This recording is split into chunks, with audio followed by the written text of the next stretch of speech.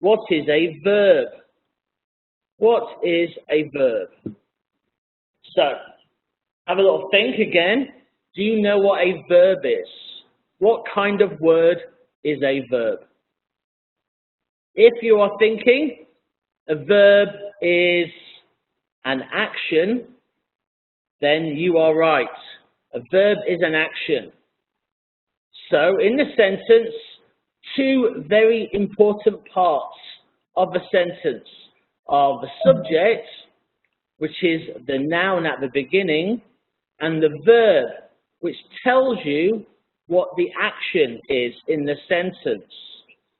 Usually, the subject uses the verb as the action. Okay? So these are two important things, the subject and the verb. Okay?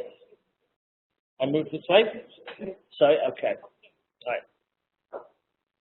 Now, what else do we need to know before we start talking about the subject-verb agreement? What else can we remember about the subject and the verb? For example, when I just said, James likes football, in that sentence, James is the subject, like is the verb. Now, if we think about other sentences, rather than using James, if we use some pronouns instead, we could say, I like football. You like football. We like football. They like football. In all those sentences, we use the pronoun followed by the verb to like. And it's all the same relationship. The verb stays in that same spelling, that same form, L-I-K-E, like.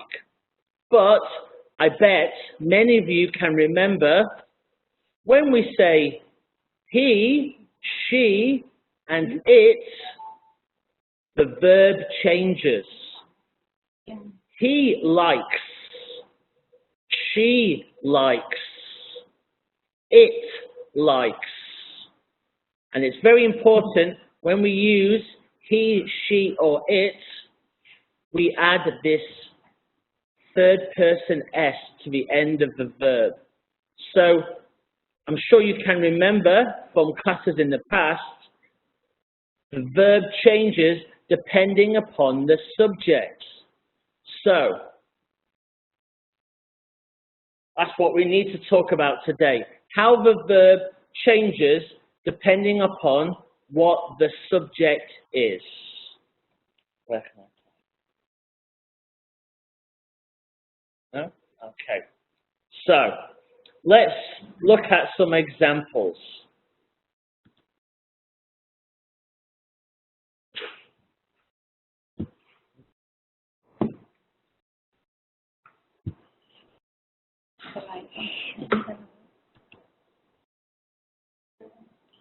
A moment.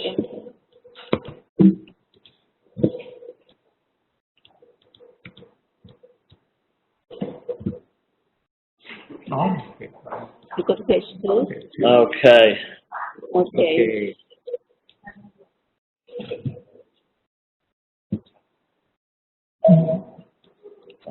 So, there are 20 important rules related to the subject-verb agreement.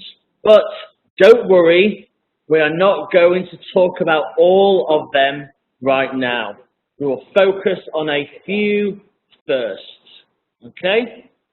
So, the first rule is very important. Subjects and verbs must agree in number. Okay? What does that mean? It means the subject, if it's talking about one thing or many things, that has an effect upon the verb in the sentence. Now, this is the cornerstone rule that forms the background of the concept. What does that mean? Cornerstone is a very important stone in a building. When you build a big house, the cornerstones need to be very strong and very correctly positioned so it can take all of the weight of the house. Just like when you are understanding something, the cornerstone ideas need to be very clear and you need to understand them very well. So to understand this building, the subject-verb agreement, this cornerstone rule needs to be understood very clearly. So the subject, how many things does the subject mean? And the verb must agree. Okay, so let's look at the example. Okay. So, the example here, the dog growls when he is angry. This sentence, the subject will be the dog. The dog is singular, so the verb growls must be singular verb. You put S after the word growls. So, Mr. James, what does the word growls mean? So, when an animal growls, he makes a noise like he's angry. If you look at the picture at the bottom, you can see a picture of a dog biting somebody. You can imagine a dog making a growling sound. The dog is growling when it is biting the person. You look in the picture, you can see. You can imagine the dog making a growling sound. So in this example, there is one dog, and that dog is like it. So it growls. The dog growls. So this is the third person singular. The singular subject, which is not in the conversation. We are talking about it. So it growls. So the second example, the dogs. The dogs is plural, so growls, no S. The dogs growl when they are angry. Yeah, good. So in the second example, now the subject is plural. There are many dogs, at least two or more. So the dogs growl. So we show that the subject is plural by not having the S at the end of the verb. So the dogs growl when they are angry. So in these two sentences, if you compare them, the dog growls when he is angry. The dogs growl when they are angry. You can see that the different subjects change the words in the sentence. It changes the verb, the dog growls. It also, you can see later on, pronouns change as well. The dog growls when he is angry. He is also singular. The dogs growl when they are angry. They is plural. And so they are is also an example of a subject-verb agreement. So when we understand this rule, two things you need to do. First, you need to look at the sentence and decide which words are the subjects, or which word is the subject. In these two sentences, the dog and the dogs. Then you need to look and decide which words are the verbs. And look at the relationship between them. So it's important, when it's a third person singular, he, she, it, the verb takes an S at the end. The dog growls, it growls, he growls, she growls. Okay? The same here. He is angry. He is. She is. It is. In the second sentence, The subject is more than one. So the dogs growl, no S, on the verb. And then later on, the pronoun they. They is the plural of the third person. So they are, we are. Okay? So let's go on to the second rule. Don't get confused by the words that come between the subject and verb. They do not affect the agreement. Okay? So all this means is, when you're looking at the sentence, the subject and the verb are not always next to each other. If the subject and the verb are next to each other, then it's very easy to recognize them. Like in the first examples, the dog growls, the subject and the verb are next to each other. In the second example, the dogs growl, the subject and the verb are next to each other. Easy to find them when they are next to each other. But sentences are not always like that. In this second example, they are separated. So, the dog, comma, who is chewing my jeans, comma, is usually very good. Okay? So in this sentence, it is a little bit more difficult to recognize what word or what words are the subject and which word is the verb, because we have this extra part of the sentence in between them. But just because that is there, it doesn't change the rules at all. You still need to make sure that the subject and the verb match, that they agree with each other. Do they agree? So in this sentence, they do agree. Why? So the dog, again, is singular. Singular, third person. We are talking about the dog, and there is only one dog. So when we look at the verbs in the sentence, there are two. Verb to be is and is. Yes, he is, she is, it is. So they match. Whereas, if you could imagine another sentence, if it was the dogs who are chewing on my jeans are usually very good. Okay? So you need to recognize which words are the subjects, which ones are the verbs, and make sure they agree. Do they agree in number? Do they agree in number? And they are not always next to each other. So that makes it a bit more difficult to do. But with practice, it becomes easy, I'm sure. Okay? So let's go on to rule number 3. Let's go to the top. Page number 3. Okay.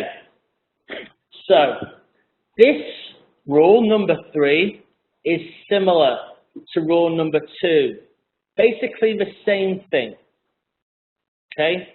Between the subject and between the verb, there may be a phrase, a clause. These are words that just mean a collection of words. Okay? So in this example, the rule is prepositional phrases between the subject and the verb usually do not affect the agreement. So just like in the second rule, extra words giving you information about the subject do not affect the agreement between the subject and the verb. In this example, it is very clear. The colors of the rainbow are beautiful. Okay? So, in this sentence, the colors. This is the subject. Okay? Now, what is it? Is colors, is that plural or is that singular? Many or just one? Well, you know by looking at the word colors, if it's more than one color, it has an S on the end. So this is plural. But we have some information about those colors after the subject of the rainbow. Now that could be confusing because you see the word rainbow, you think, well, that is a noun as well. And that is singular. There's only one rainbow. Which one is the subject? We are talking about colors. Of the rainbow just tells us where those colors are. Okay? So this is just about the subject. This is not the actual subject. So, what is the verb? The verb is verb to be, are. Colors are. Plural goes with the plural form of the verb to be. Colors are. Okay. So this is the example of rule number 3. The prepositional phrases is of the rainbow. The subject is colors. So students does not get confused that of the rainbow is the subject. Okay? The colors is the subject. Colors is plural. So must match with the verb are here. Okay? So the prepositional phrases is of the rainbow. Okay? What is it? So the of the rainbow tells us where those colors are. It tells us the position of those colors. It doesn't change what the subject is. It just gives us extra information about where those colors are. Okay? Okay. So just don't confuse, okay? Here the subject is the colors and the verb is are. Let's go to the next rule. Okay. So, rule number 4. When sentences start with there or here, the subject will always be placed after the verb. So care needs to be taken to identify it correctly. Okay, so what are we talking about here? In these examples, there and here are also nouns. So they actually are not the subjects at the beginning of a sentence. They are pronouns, if you like, at the beginning of a sentence. This means that we put the subject after the verb when the pronoun starts the sentence in this example. So, there is a problem. There is a problem. Okay, so in this sentence, the subject is following the verb, but they are still next to each other, so that is very helpful. Okay, so a problem is it 1? Is it 2? A problem, you know it is 1 because you've got a, the article in front of it, there's no s, the plural after it, so it is 1 problem. That means that it is. There is. Remember? He, she, it is. Okay? Singular. Singular goes with is. And then the second one, the second example, here are the papers you requested. The subject, again, is after the verb because the sentence starts with here. Okay? So, the papers has the S on the end to make it a plural. That means that we use the plural form of the verb to be. Here are the papers. Are the papers. You requested. Requested means that you asked for. You asked for those papers. So when the sentence starts with here or there, and we need to look for the subject after the verb. It will not be before it. So again, you need to recognize what word is the subject, what word is the verb, and ask yourself, do they agree? Okay? When the sentence starts with there or here, they always have the subject after the verb. Like here, there is a problem. The subject is a problem. Okay, must match with the verb is. There is a problem. Okay. For the second example, the papers is the subject. Here are the papers. Papers is the subject, so must match with are. We use are with the papers. Here are the papers you requested.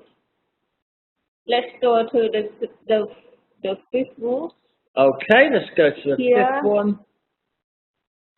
Hoping to do that one as well. No? Yeah. Number 4. Okay. Okay. All right, so next rule, rule number 5. Subjects don't always come before verbs in questions, okay? Make sure you accurately identify the subject before deciding on the proper verb form to use. All right, so when we have a question, how does that change the sentence? Well, the question form of a sentence is slightly ordered differently, right? So, look at this sentence. Does Lefty usually eat grass? Okay, this is a question. Now, how has that changed the sentence structure? Well, because does is the first verb in that sentence, then it has taken the S. Okay? So if it was a statement, Lefty usually eats grass, that would be the first verb would be eat, so that would get the S. Because it's a question, we have to do at the beginning to show it is a question, that takes the S instead. And there is only one third person S in the sentence. So both verbs cannot have the S. Okay. So this is the question start with does, following with the subject, and verb must match with the subject. When you go to questions, you need to put the verb here without S. Okay? Does Lefty usually eat grass? Okay, and then in the second example, we have where are the pieces of this puzzle? Where are the pieces of this puzzle? So where are the pieces? The pieces is the subject of the sentence. It is after the verb because it is a question. Where are the pieces of this puzzle? So the pieces is a plural, and then if it's a plural, again the verb to be must be are. Where is the piece, singular? Where are the pieces, plural? Okay? Sorry, we missed question mark here. Should be a question mark there. Yeah. Okay? So this example, where are the pieces? The pieces is plural, so you must use the verb are. If here without S, like the piece without S, here need to be where is the pieces, the piece of the puzzle. Okay. Question, rule number 6. If two subjects are joined by the word and, they typically require a plural verb form. Okay? Because we are adding those two together. We are adding the subjects together. So if you've got two singular subjects, Add them together, you get 2. Okay. That makes a plural. So then that means the verb must take the plural form. Okay? So in this example, the cow and the pig are jumping over the moon. The cow, singular. The pig, singular. 1 and 1 makes 2. So that means we need to treat it as a plural. So that changes the verb form. Again, the verb to be, plural form is are. So it's a bit like saying they are jumping over the moon. You've got the cow and the pig becomes it, and it becomes they. They are jumping over the moon. Okay. These 5 simple rules when you have 2 subjects are joined by using and. So, you and I, right? The cow and the pig, that means 2 subjects. The first subject is the cow, the second subject is the pig. So we must use are. Here, the cow and the pig are jumping over the moon. Like Master James says, the cow and the pig can be they. Okay, they use the verb are. They are jumping over the moon. Okay.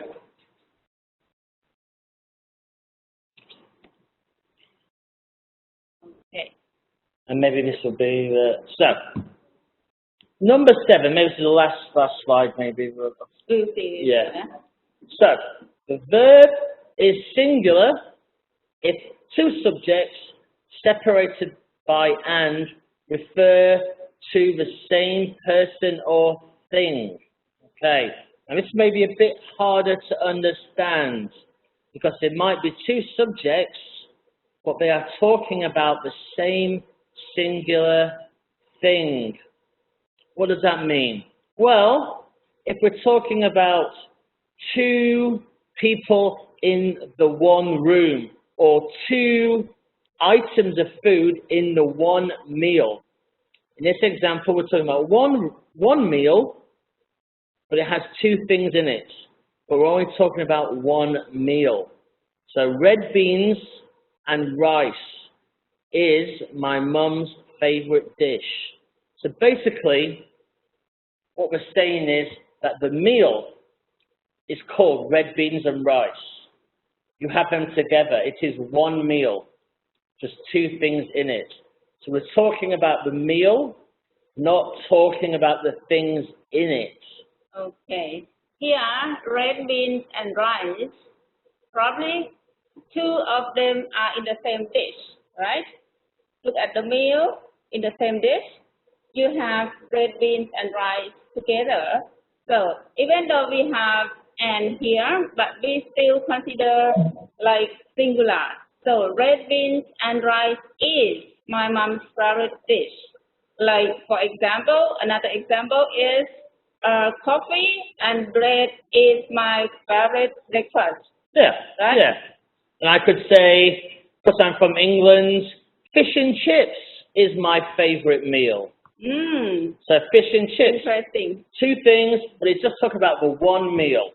Just about one meal. Right. So it's, try not to be confused. It is what the sentence is about, not just the number of words in the sentence. So it's understanding the sentence's meaning. Red beans and rice is one meal. Okay. Like in Thailand, we normally eat rice with curry. So we could say rice and curry is my favorite meal as well. Okay, good. And number 8, if one of the words, each, every, or no, comes before the subject, the verb is singular. Okay. So, in this example, what we mean is the words each, every, and no, even if we're talking about a plural, we are thinking about each example separately. Each one is separate.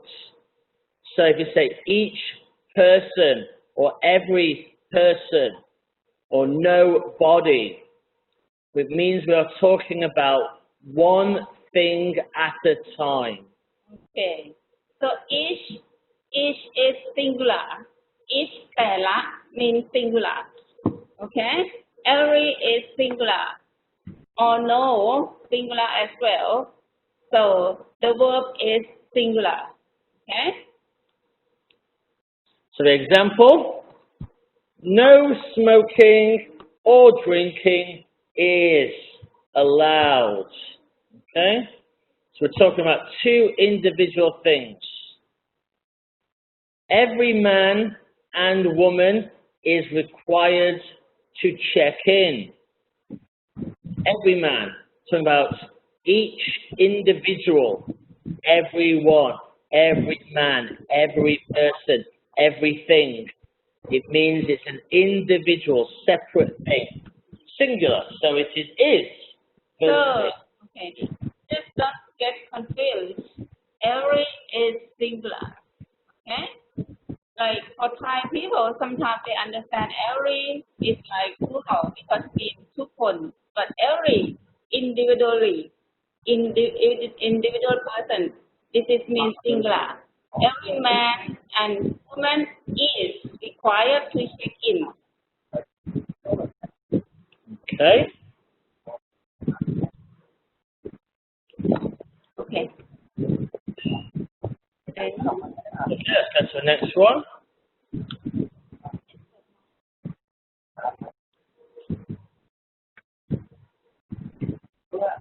Anyone still use microphone? Please stop.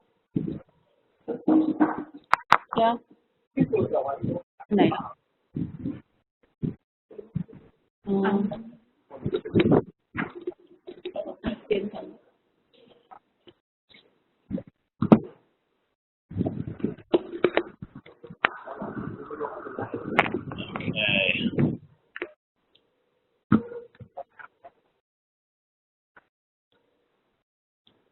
These are questions. Okay.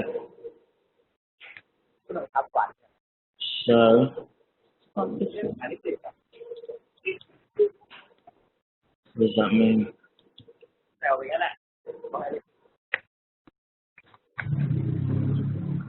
Okay, we're just looking through all of you. Lots of you are logged on. That's great. Good. Some of you got cameras on. Some of you haven't.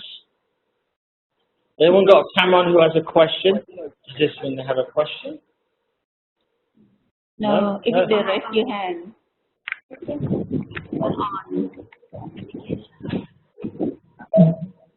I've got other applications open. Okay. Okay.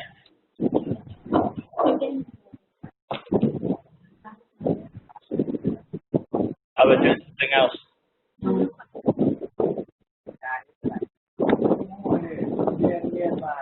นักเรียนคะ นักเรียนที่ใช้แอปพลิเคชันอันอื่นกรุณาปิดอันเก่าลงด้วยนะคะ ไม่งั้นมันจะโชว์ตรงสกรีนนะคะ บุคคลเหล่านี้คือที่ขึ้นสีเขียวใช่ไหมคะ สีแดง บุคคลที่ขึ้นสีแดงนะคะจตุพัฒน์ออกจากแอปพลิเคชันอันอื่นก่อนนะคะนี่หนูกำลังใช้แอปพลิเคชันอะไรคะเนี่ยทำไมมันโผล่มาอย่างเงี้ย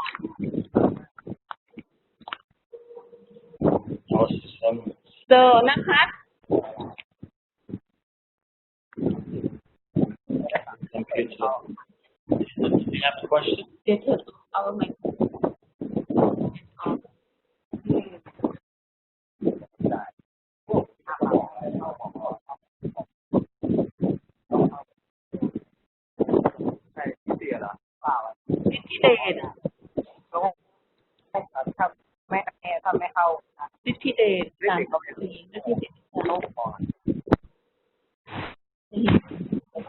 So,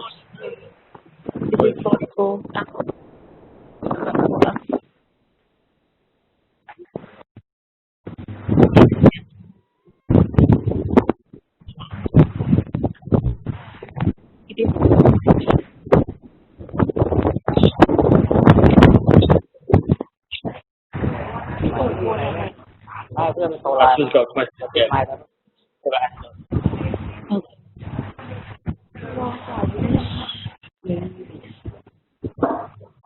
Tell me, I forgot to close the line. Okay. And then eventually go back to the rules then, and then I can go to the questions at the end. Rule number 9. Okay, so let's continue. Rule number 9. If the subjects are both singular and are connected by the word or, neither, nor, either or, and not only, and but, also the verb is singular. So this is the same kind of rule. These words indicate, these words tell you that the subject is singular. Sorry. These words tell you the subject is singular. Neither nor, either or, not only, but also. These tell you that the subject is singular. So it's the same rule as before. Using or and by means that it's a singular subject. Example, Jessica or Christian is to blame for the accident. Okay? Only one of them is to blame. So we have two subjects, but we don't use and. It's not Jessica and Christian. It's Jessica or Christian. Only one of them is to blame for the accident. One of them did something wrong and they had an accident. That means they are to blame. It is their fault. Blame, to fault. So is the verb, because we're only talking about one. Jessica and Christian are to blame. If we're using and, you would add them together. But we're not going to add them together. We're using or. It means only one of them is the option. So Jessica or Christian is to blame for the accident. Okay. So the subjects are both singular but connected. Okay? Connected แปลว่าเชื่อม โดยใช้คำ or neither nor either or not only but also. Okay? The verb must be singular. Like here, Jessica or Christian. Or means คนใดคนหนึ่ง Okay? Jessica หรือ Christian. So this must be singular. So Jessica or Christian is to blame for the accident. Okay? Don't just get confused. Okay, so rule number 10. Okay, it's quite a long one. The only time when the object of the preposition factors into the decision of plural or singular verb forms is when noun and pronoun subjects like some, half, none, more, all are followed by a prepositional phrase. In these sentences, the object of a preposition determines the form of the verb. Okay, that's a long thing to take in. Let's break that down. So these words like some, half, none, and more, and all have an effect upon the subject. But if they're followed by a prepositional phrase, then it determines the form of the verb. Okay, so let's look at the example. So the example here. Oops, sorry.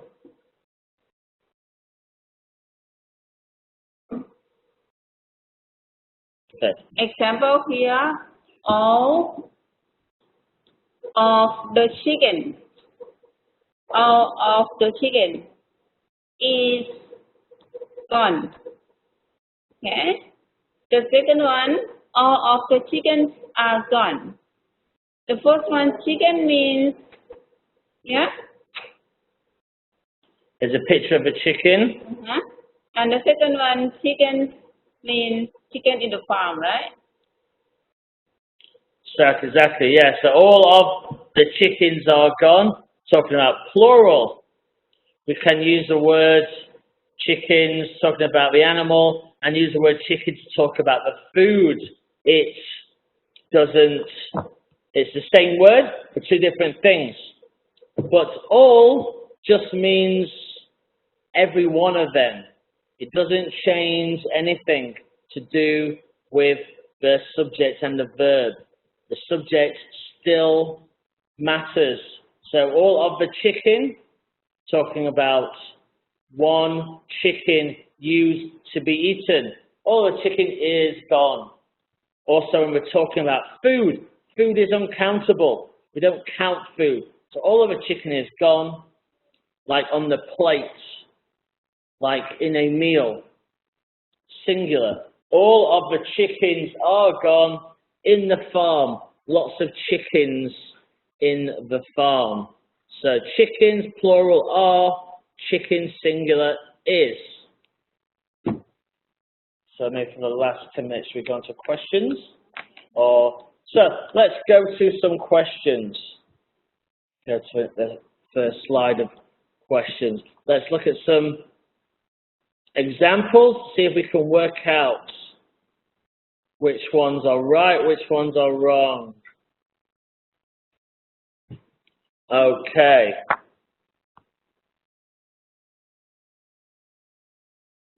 Okay.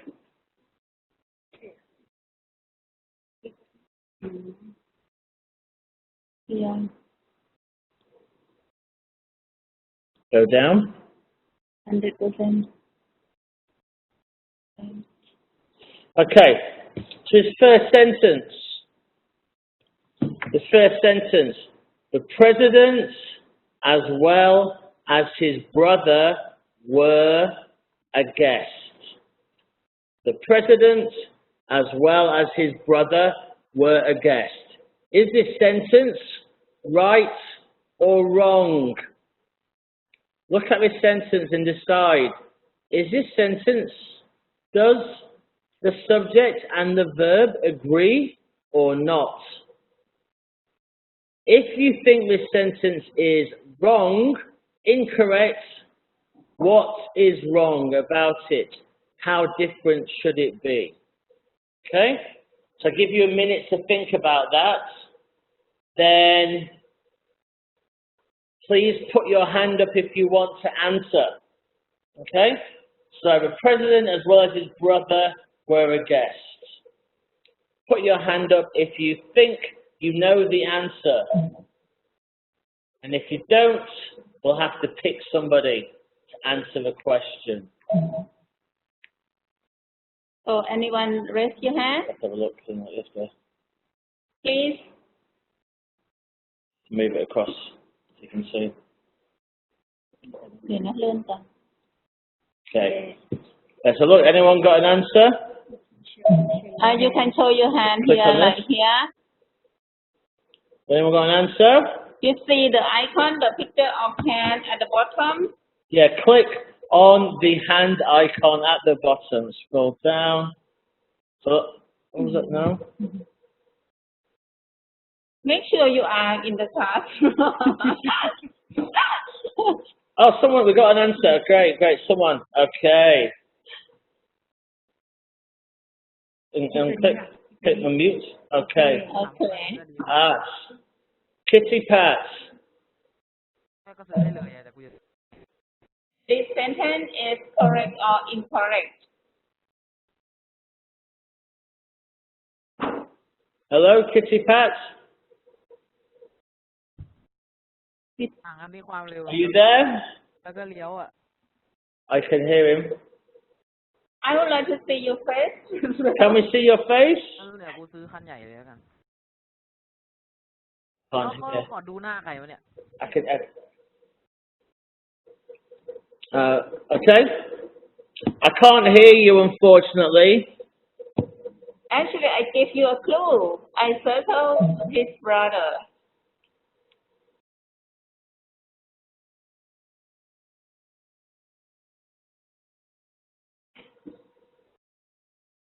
Okay. Suphanat?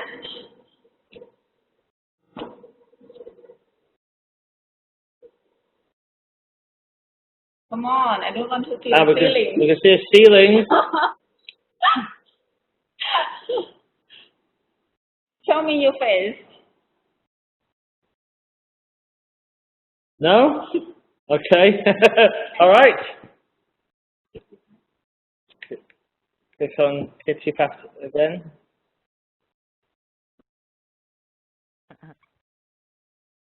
Hello? Kitty Pat, say something. Hello. Say hi. I can hear something. So can you speak into the microphone, please?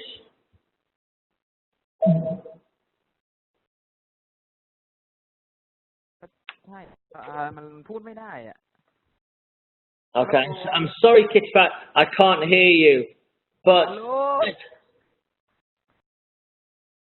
let's go through the answer to this one together. So the president as well as his brothers were a guest. This sentence is incorrect. Why? Why is it incorrect? Because the president is the subject of the sentence. And we're talking about him. And the brothers, it was one brother, and his brother as well as his brother were a guest, so it should be was. Was is singular. The president, as well as his brother, was a guest. Just talking about one singular subject.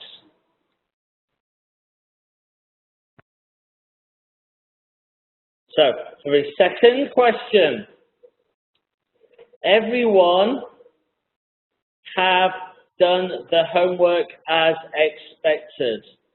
Everyone have done homework as expected. I think this one is a bit easier.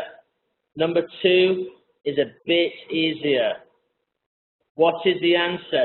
Is it right or is it wrong? Put your hand up if you want to answer. Number 2.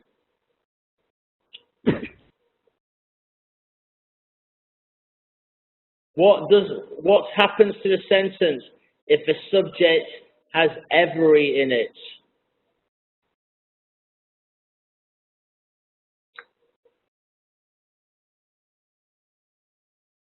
I'll scroll down so if anyone can answer. No, that's miss.